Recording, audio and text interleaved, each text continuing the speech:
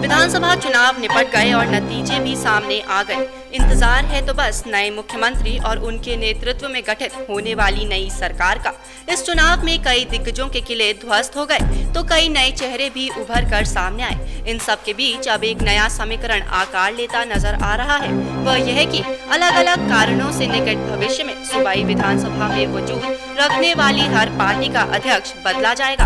हालांकि इस विधानसभा चुनाव में कांग्रेस और भाजपा दोनों बड़ी पार्टियों का प्रदर्शन अच्छा रहा और इस लिहाज से बदलाव की चर्चा मुनासिब नहीं, लेकिन इसके बावजूद हालात कुछ ऐसे बनते नजर आ रहे हैं कि दोनों पार्टियों के आलाकमान को यह फैसला करना ही पड़ेगा। पहले बात करें इस बार सत्ता संभालने जा रही कांग्रेस की, तो मौजूदा प्रदेश अध्यक्ष यशपाल आर्य का यह दूसरा कार्यकाल है और प्रदर्शन के पैमाने पर वह इसमें खरे उतरे हैं। अपने पहले कार्यकाल में आर्य के नेतृत्व में कांग्रेस ने राज्य में वर्ष 2009 के लोकसभा चुनाव में शानदार जीत दर्ज की। पार्टी ने दूसरे कार्यकाल के लिए भी उन्हें रिपीट किया और इस बार भी राज्य विधानसभा चुनाव में फिर भाजपा को पटखनी खानी पड़ी और कांग्रेस सत्ता तक पहुंच गई। इस बार यशपाल आर्य अपनी इसी परफॉर्मेंस के बूते मुख्यमंत्री पद के प्रबल दावेदार के रूप में उभरे हैं। अगर इसमें आर्य की बात नहीं बनी तो आने वाले समय में आर्य का कैबिनेट में शामिल होना तय है। इस स्थिति में कांग्रेस आलाकमान को उत्तराखंड में किसी नए नेता को संगठन की जिम्मेदारी सौंपनी पड़ेगी।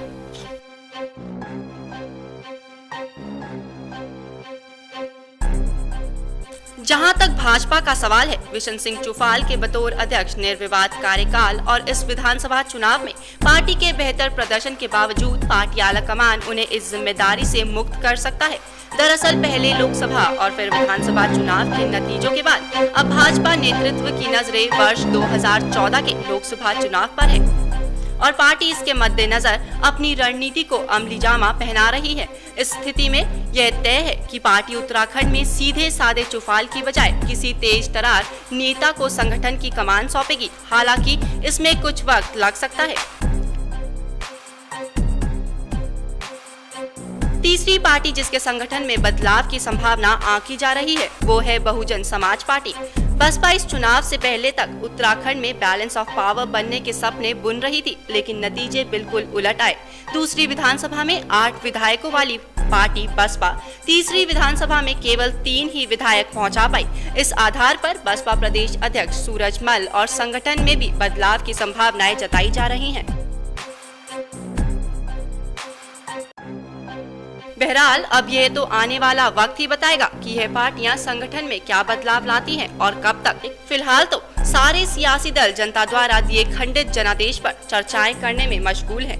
सौभाग्य मिथिला उत्तराखंड के लिए चैनल हेड जयपाल सिंह की रिपोर्ट।